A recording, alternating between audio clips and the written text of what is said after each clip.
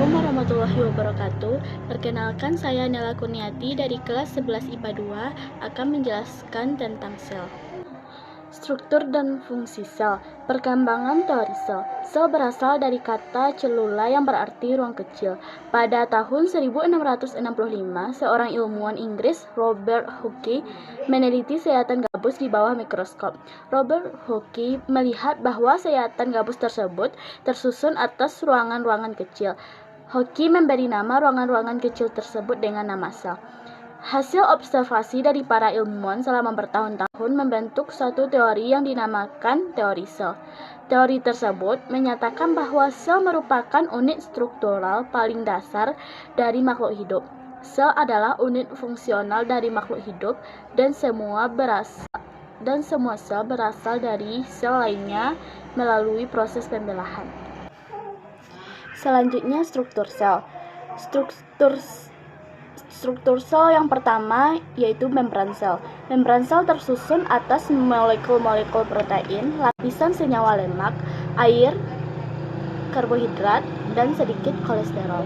Membran sel memiliki beberapa fungsi, diantaranya sebagai berikut.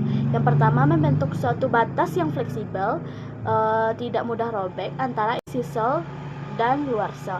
Yang kedua, membungkus dan melindungi isi sel. Yang ketiga, menyeleksi zat-zat apa saja yang bisa masuk ke dalam sel dan apa yang harus keluar dari sel.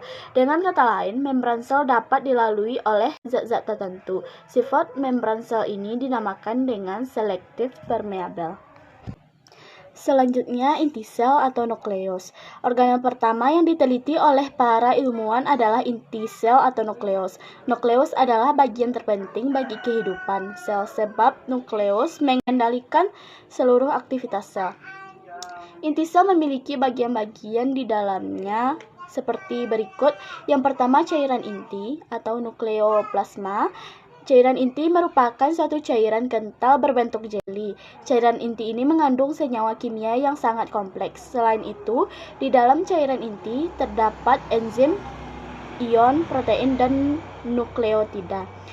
Yang kedua, anak inti atau nukleolus. Anak inti adalah suatu struktur yang berbentuk bulat yang tersusun atas filamen-filamen dan butiran-butiran. Secara kimiawi, anak inti mengandung DNA, RNA, dan protein. Nukleolus berperan dalam pembentukan ribosom. Yang ketiga, kromatin. Kromatin adalah struktur berupa benang-benang halus yang mengandung DNA.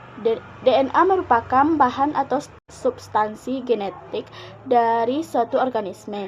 Pada saat pembelahan sel, kromatin akan memendek dan melingkar membentuk kromosom.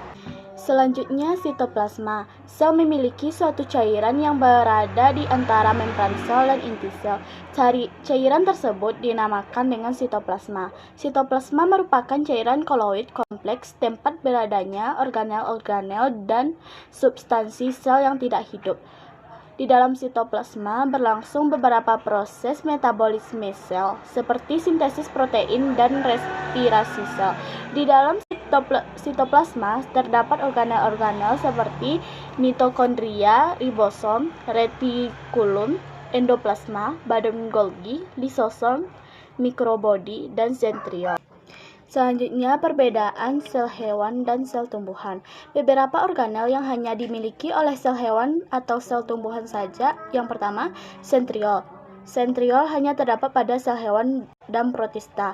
Yang kedua, dinding sel. Sel tumbuhan memiliki dinding sel yang kaku. Dinding sel ini berfungsi sebagai pelindung sel dan pemberi bentuk sel agar tetap stabil. Yang ketiga, plastida. Organel ini hanya terdapat pada sel tumbuhan. Plastida berperan dalam proses fotosintesis, yaitu berproses dalam pembentukan karbohidrat. Selanjutnya, sel prokariotik dan sel eukariotik. Sel prokariotik sebelum kariotik nukleus merupakan tipe sel yang paling sederhana. Substansi genetiknya terkonsentrasi dalam satu kumpulan yang disebut nukleoid karena tidak adanya membran khusus.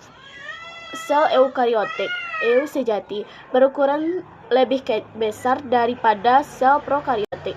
Selain itu, sel eukariotik memiliki struktur dan fungsi yang lebih kompleks daripada sel prokariotik. Selanjutnya, transport zat-zat melalui membran sel. Transportasi pasif berlangsung melalui proses difusi dan osmosis. Yang pertama, difusi.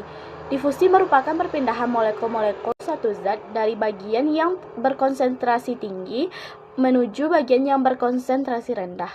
Selanjutnya, osmosis. Osmosis adalah pergerakan molekul air dari konsentrasi air yang tinggi menuju konsentrasi air yang rendah melalui membran sel selektif permeabel atau semi-permeabel. Transportasi aktif berlangsung melalui proses transport aktif, eksositosis dan endositosis.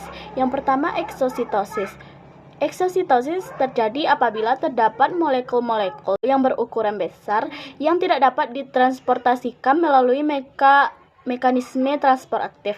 Yang kedua, endositosis. Endositosis merupakan mekanisme yang masuknya molekul ke dalam sel dengan bantuan vesikula.